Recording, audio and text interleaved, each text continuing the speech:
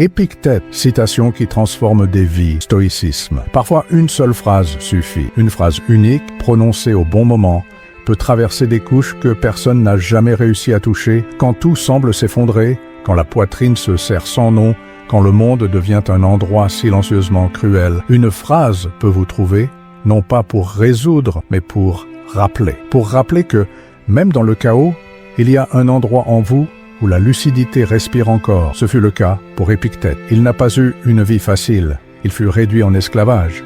Il fut blessé. Tout lui fut refusé, sauf la liberté de penser. Et c'est dans cette liberté invisible, inaccessible à tout autre être humain qu'il bâtit sa force. Non pas la force du corps, mais la force de l'âme qui choisit, même blessé, de rester debout. Quand vous lisez Épictète, cela ne ressemble pas seulement à de la philosophie, cela ressemble à une lettre écrite par quelqu'un qui a déjà ressenti ce que vous ressentez, mais qui a refusé de sombrer. Il ne crie pas, il ne promet pas de solution magique, mais il indique où ça fait mal et où la guérison peut encore exister. Sénèque disait que rien n'est plus puissant qu'un esprit bien entraîné, et Épictète en fit un chemin. Il nous entraîne mot après mot à nous souvenir que nous ne sommes pas ce qui nous arrive. Nous sommes ce que nous faisons avec ce qui nous arrive. Et cette petite différence change tout. Parce que lorsque nous sentons que nous perdons le contrôle de notre vie, quand tout semble désordonné et injuste, Épictète nous rend l'essentiel, le pouvoir choisi, le pouvoir de répondre, le pouvoir de ne pas s'abandonner,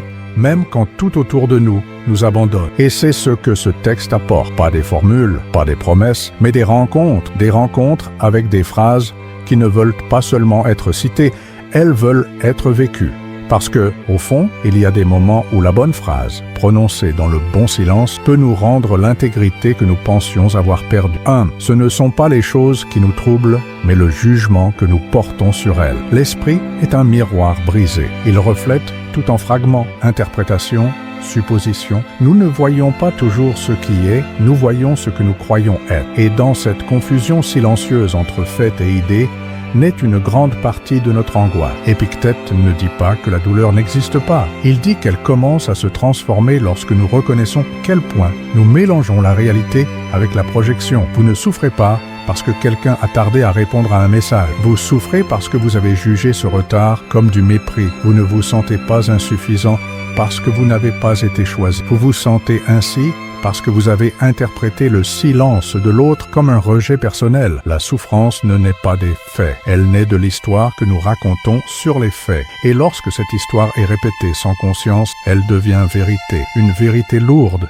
rigide, qui façonne vos gestes, vos réactions, vos nuits blanches. Épictète nous invite à une séparation qui semble simple, mais qui est profondément transformatrice. Distinguer ce qui s'est passé de l'idée que nous nous sommes faites de ce qui s'est passé. Cet espace entre le réel et l'imaginé est le lieu de la liberté. C'est là que nous pouvons respirer, ralentir, questionner. La paix ne naît pas du contrôle du monde, elle naît d'une réinterprétation honnête, de regarder ce qui semble si évident, si offensant, cruel, et de demander « Est-ce vraiment à propos de moi ou est-ce juste un autre reflet déformé de ce que je porte déjà en moi ?» Quand vous commencez à pratiquer cette distinction, quelque chose change. Vous cessez d'être l'otage de ce que vous ressentez et devenez responsable de ce que vous nourrissez en vous. Et c'est à ce moment que le chaos commence à céder la place à la lucidité. Non pas parce que le monde a changé, mais parce que vous avez appris à ne pas croire tout ce que votre esprit vous raconte. 2. Si quelqu'un te provoque, sache que ton esprit était déjà vulnérable. La colère naît rarement de l'autre, elle naît en nous. Et l'autre touche simplement, sans le savoir, un endroit qui était déjà à vivre. Un commentaire vous transperce, une critique semble trop personnelle, un regard vous démonte. Mais la racine n'est pas à l'extérieur. Elle est dans ce qui n'a pas encore été guéri à l'intérieur. Épictète voyait cela avec une clarté presque chirurgicale. Il ne blâmait pas les provocateurs. Il regardait l'endroit qui fait encore mal, le point aveugle de l'âme où quelque chose a besoin d'attention. Si un mot vous déséquilibre, ce n'est pas à propos du mot, c'est à propos de l'équilibre qui est encore fragile. Et cela est libérateur, car tant que nous blâmons l'autre, nous restons pris dans le jeu de la réaction. Nous réagissons, explosons, nous nous expliquons trop. Mais rien de tout cela ne nous renforce. Cela ne fait qu'alimenter le cycle. Cela ne fait que renforcer l'idée que le contrôle est toujours entre les mains de celui qui nous atteint. Épictète nous offre une autre direction. Il propose d'utiliser chaque provocation comme un miroir. Si cela a fait si mal, c'est qu'il y a une blessure là. Et au lieu de cacher cette douleur, il nous invite à la regarder avec honnêteté, à accueillir ce qui n'a pas encore été résolu, à voir l'insulte non comme une offense, mais comme un signal. Il ne s'agit pas d'accepter les abus, mais de ne pas livrer son propre sang à chaque parole blessante. C'est un entraînement silencieux. Écouter sans absorber, sentir sans se perdre, respirer profondément et se dire « Cela a touché quelque chose en moi ». Et c'est cette chose qui a besoin d'être regardée. Car, au final, celui qui est en paix ne se laisse pas facilement ébranler. Celui qui se connaît ne se plie pas au bruit. Et celui qui pratique la présence stoïcienne apprend qu'aucune insulte n'a plus de force que l'intégrité d'un esprit qui n'a plus besoin de prouver quoi que ce soit à personne. 3. La liberté est de désirer que les choses arrivent comme elles arrivent. La plus grande prison n'est pas physique, elle est mentale. C'est d'attendre que le monde suive notre scénario invisible, que les gens agissent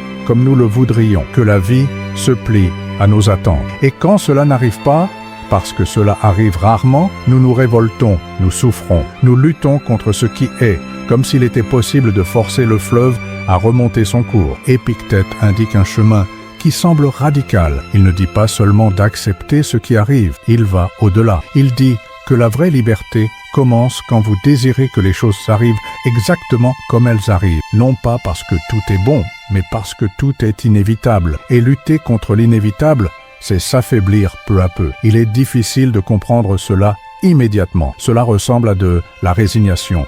Cela ressemble à un abandon, mais ce n'est pas le cas, c'est de la clarté. La clarté que résister à la réalité ne transforme pas la réalité. Cela ne fait que détruire votre paix. La clarté que, lorsque vous cessez de lutter contre le courant, vous pouvez enfin commencer à nager avec lui. Cela ne signifie pas que vous approuvez ce qui fait mal. Cela signifie que vous choisissez d'apprendre de ce qui fait mal, que vous ne restez plus bloqué sur le « pourquoi cela est-il arrivé ?» mais que vous plongez dans le « qu'est-ce que cela est venu me montrer ?» Ce changement de focus change parce qu'il vous sort du rôle de victime et vous place au centre de votre propre voyage. Il y a un soulagement subtil dans ce mouvement, un soulagement qui ne vient pas de la passivité, mais de l'acceptation active, de la conscience que tout contrôler est une illusion et que la vraie force réside dans le fait de s'écouler avec ce qui est, sans perdre de vue qui vous avez choisi d'être. Lorsque vous désirez que la vie soit telle qu'elle est, vous cessez de négocier avec l'impossible et vous commencez à dialoguer avec le réel. Vous commencez à trouver un sens à ce qui n'était auparavant que douleur. Et cette liberté silencieuse, ferme, immense, ne dépend de rien d'autre que d'un nouveau regard sur ce qui a toujours été là. 4. Ne cherche pas à être admiré, cherche à être intègre. À un moment donné de la vie, presque tout le monde apprend qu'être admiré est un moyen de se sentir accepté. Alors nous commençons à façonner nos gestes, à calibrer nos paroles, à cacher nos douleurs et à exagérer nos vertus. Tout cela avec un seul désir caché, être reconnu, être vu d'un bon œil, être quelqu'un qui plaît. Mais Épictète nous invite à un mouvement opposé. Il nous rappelle que l'admiration est fragile. Elle est externe, elle dépend du regard d'autrui. L'intégrité, en revanche, est silencieuse et interne. Elle n'a pas besoin d'être montrée. Elle ne se plie pas au goût de l'autre. Elle ne s'adapte pas aux applaudissements. Elle demeure, même quand personne ne regarde. Combien de fois vous êtes-vous perdu en essayant d'être ce qu'on attendait de vous? Combien de fois avez-vous étouffé votre propre vérité pour vous conformer à une image plus confortable? L'admiration, lorsqu'elle est recherchée comme validation, devient une prison, un piège doré, où vous êtes aimé, mais pour quelque chose qui n'est pas réel. La dignité stoïcienne réside précisément dans le fait de rester entier, même sous le mépris, même dans le silence, même quand personne ne s'élève, car la vraie noblesse n'a pas besoin de témoins. Elle est un engagement envers ce que l'on sait être juste, même si cela fait mal, même si cela coûte, même si cela ne brille pas. Épictète ne propose pas que vous soyez indifférent. Il propose que vous soyez vrai, que vous échangiez le vice de la reconnaissance contre la pratique de la cohérence, que vous choisissiez, nuit après nuit,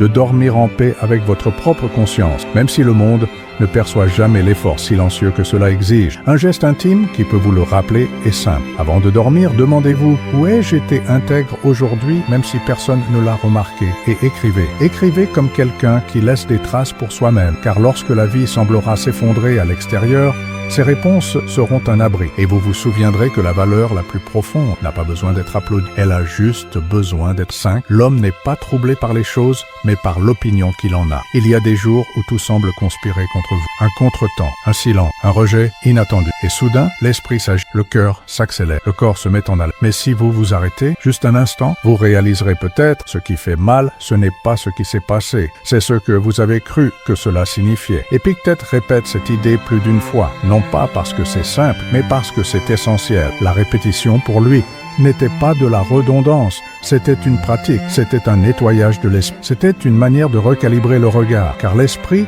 sans entraînement, d'effort, amplifie, crée des monstres, là où il n'y avait que des ombres. Imaginez une porte verrouillée. La porte en soi ne cause pas de souffrance. Ce qui fait mal, c'est l'attente qu'elle devrait être ouverte, la conviction que vous aviez le droit de passer, la colère que quelqu'un l'ait fermée, l'angoisse de se sentir piégé. Mais si vous regardez à nouveau, vous ne verrez qu'une porte, le reste est une idée. Cela ne rend pas la douleur moins légitime. Mais cela permet de comprendre qu'une grande partie de ce que nous portons est créée, maintenue et alimentée de l'intérieur. Ce sont les histoires que nous racontons sur les autres, sur nous-mêmes, sur ce qui aurait dû être. Des histoires qui deviennent une prison émotionnelle. Épictète propose une pratique, réécrire ses idées, observer les pensées avec la même attention que nous écoutons une chanson triste, avec respect, mais aussi avec distance, pour percevoir ce qui est du bruit et ce qui est de la vérité. Lorsque vous comprenez que le trouble réside dans l'idée et non dans même, une brèche s'ouvre, une lumière traverse semblait solide, et dans cette lumière surgit la possibilité de recommencer avec plus de lucidité, avec plus de compassion, avec plus d'espace pour